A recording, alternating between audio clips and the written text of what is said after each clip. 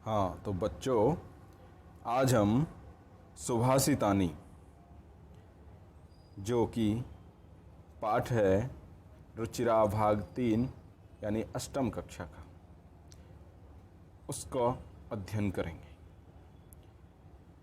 पिछली वीडियो में आपने देखा कि हमने बताया कि गुणा गुणज्ञेषु गुणा भवन्ति। गुण जो होते हैं वो गुणी लोगों में ही गुण होते हैं, नहीं तो वो गुण भी बुरे लोगों में जाकर के दोष बन जाते हैं। जैसे कोई नदी का जो पानी है, जब वो नदी में रहता है तो वो मीठा होता है, लेकिन जब वही पानी समुद्र में जाके मिल जाता है तो वो खारी हो जाता है।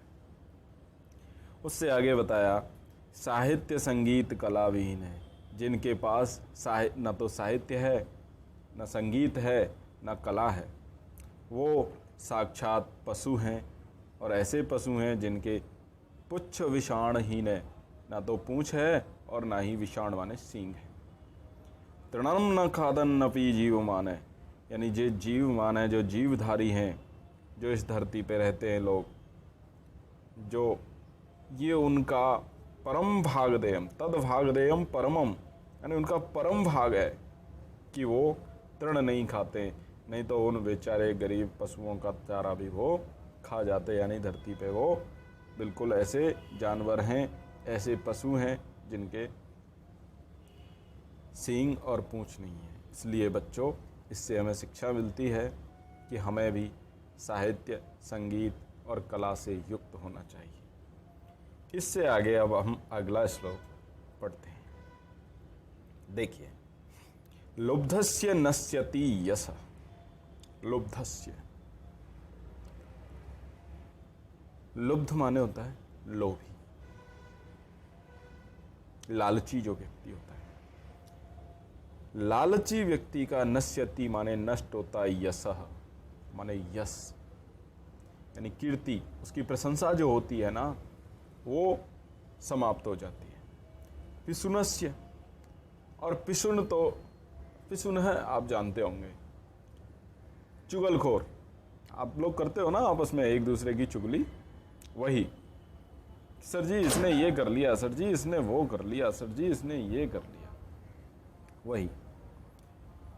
तो उस चुगलखोर की क्या होता है, मैत्री समाप्त हो जाती है।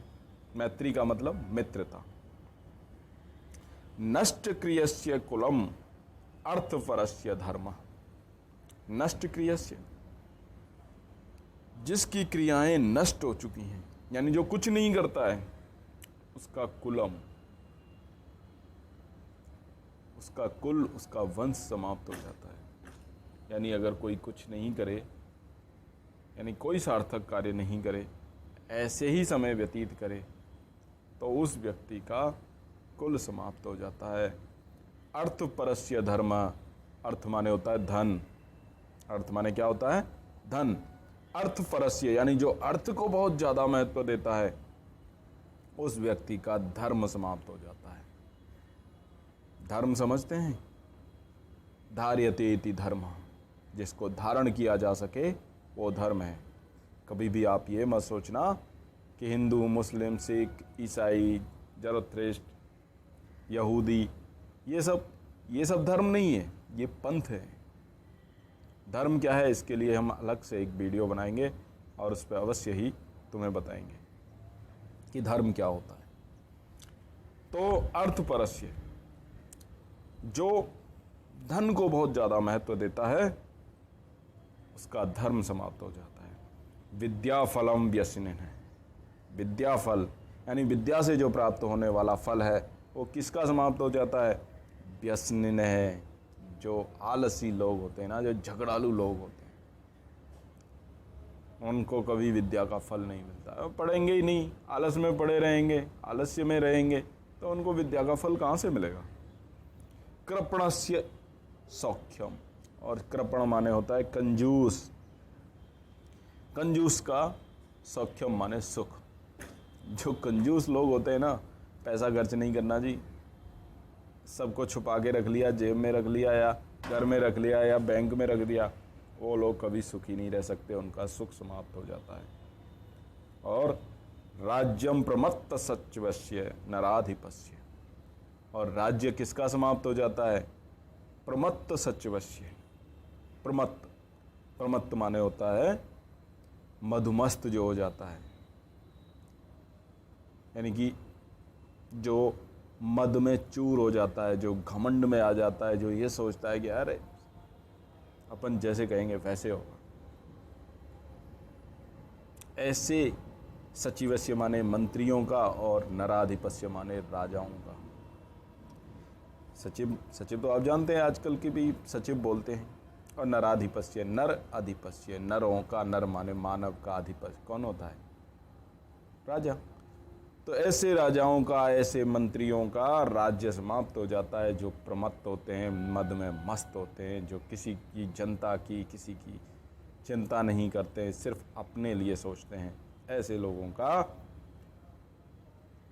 राज्य भी समाप्त हो जाता है। तो इससे हमें पता चलता है कि देखो, हमें लुब्धस्य माने हमें लोभी नहीं होना चाहिए, प्रश्नस्य हमें चुगलखोर नहीं होना चाहिए, नष्टक्रियस्य यानी कि हमें निष्क्रिय नहीं होना चाहिए, कुछ करते रहना चाहिए, अर्थपरस्य नहीं होना चाहिए यानी धन को ज़्यादा महत्व नहीं देना चाहिए, व्यसनिनः यानी आलसी झगड़ालू नहीं होना चाहिए, कृपणस्य कंजूस नहीं होना चाहिए, और प्रमत्त माने मधुमस्त नहीं होना चाहिए। यानी हमें इन चीज़ों से, इन दुर्गुणों से बचना चाहिए।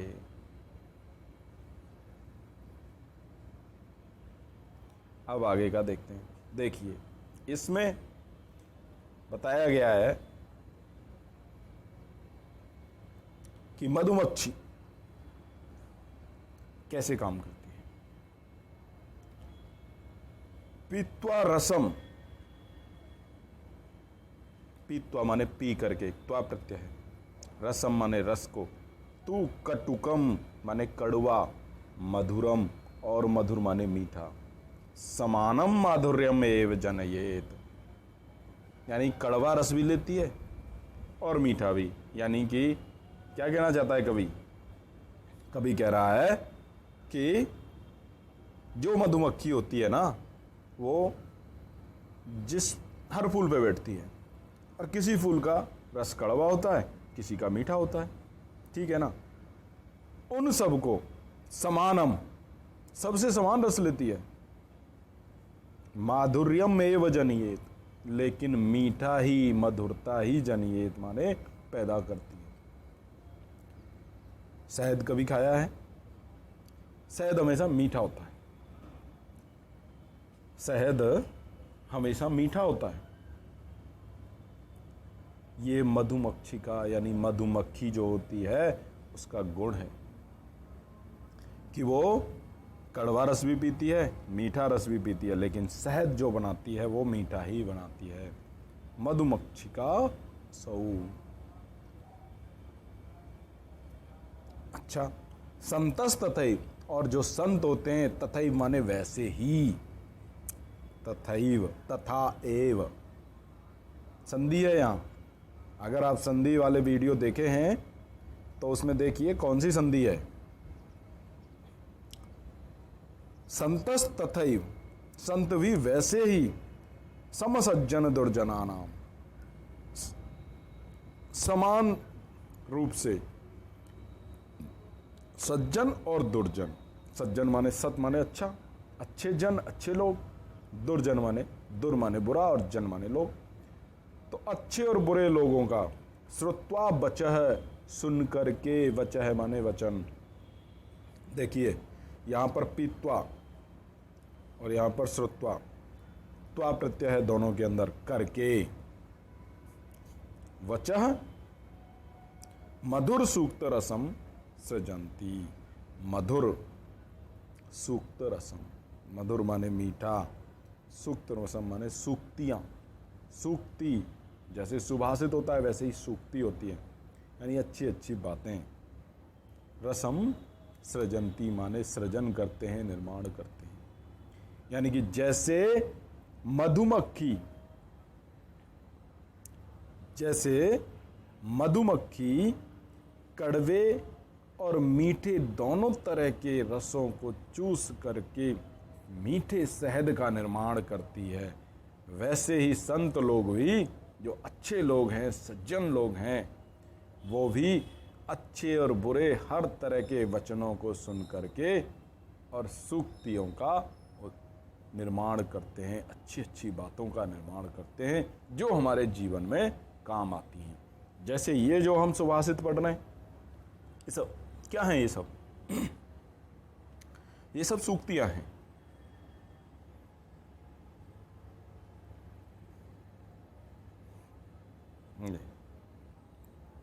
अगले देखते हैं।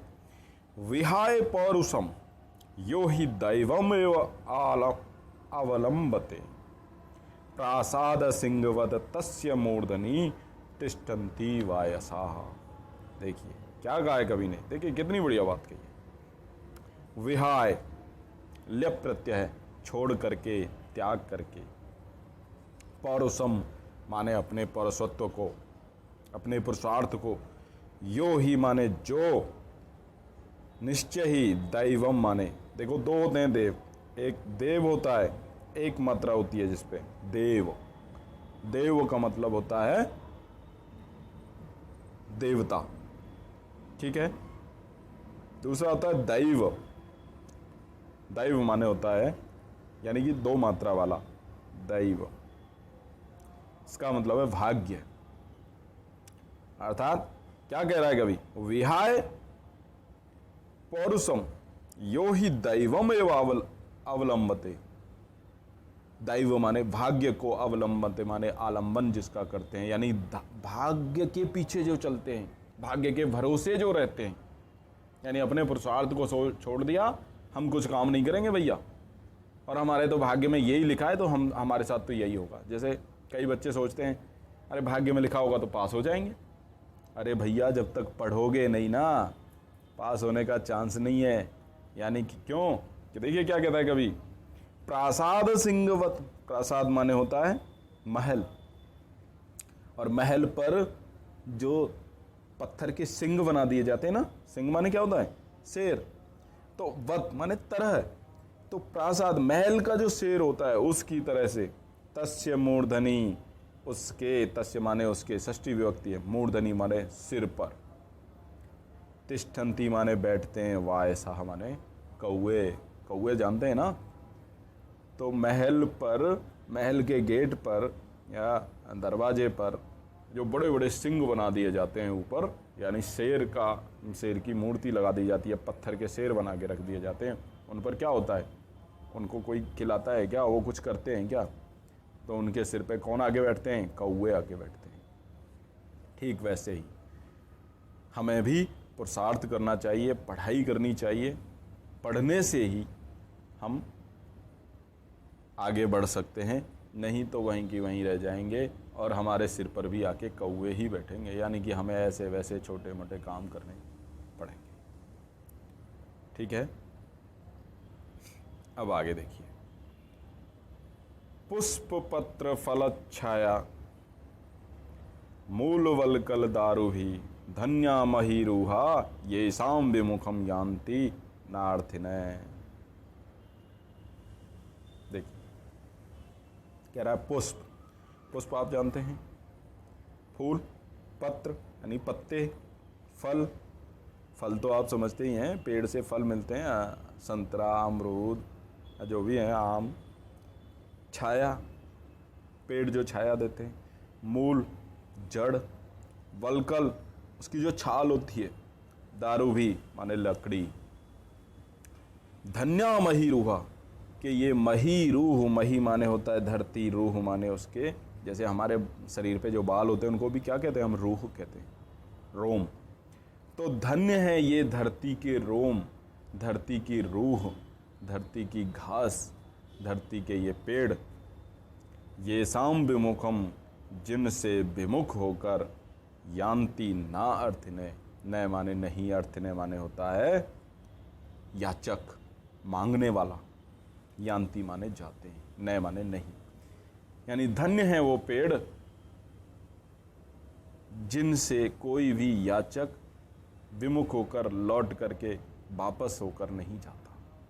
किसी को पुष्प मिलते हैं, किसी को पत्र मिल जाते हैं, किसी को फल मिल जाते हैं, किसी को छाया, किसी को जड़, किसी को छाल, किसी को लकड़ी, यानी कुछ ना कुछ ये हर किसी को देते हैं। जिसको जो चाहिए वो ले जाओ, लेकिन हमारे पास आकर के ऐसे ही वापस ना जाओ, विमुख होकर ना जाओ। तो धन्य है। तो कवि क्या कहना चाहता है कि आदमी को भी, यानी हमको भी ऐसा ही होना चाहिए कि हम किसी के काम आ जाएं, लेकिन कोई हमसे, हमारे पास अगर आ जाए तो हमसे विमुख होकर ना जाए, हमसे दुखी होकर के ना जाए। अब देखिए, ये भी कितनी अच्छी बात है। चिंतनीया ही विपदाम आदावेव प्रतिक्रिया न कूप खननम युक्तम प्रदीप्ते वन्निना ग्रहे। कहा है चिंतनीया ही विपदाम आदावेव प्रतिक्रिया, आदौ एव प्रतिक्रिया, कि विपदाम, विपत्ति में ही चिंतन करना।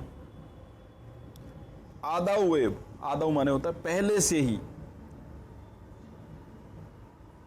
आदौ माने पहले से ही, आदि, आदि कहते हैं ना, आदि ग्रंथ, आदि पाठ, आदि माने होता है पहला, और आदौ एव यानी पहले से ही प्रतिक्रिया करनी चाहिए।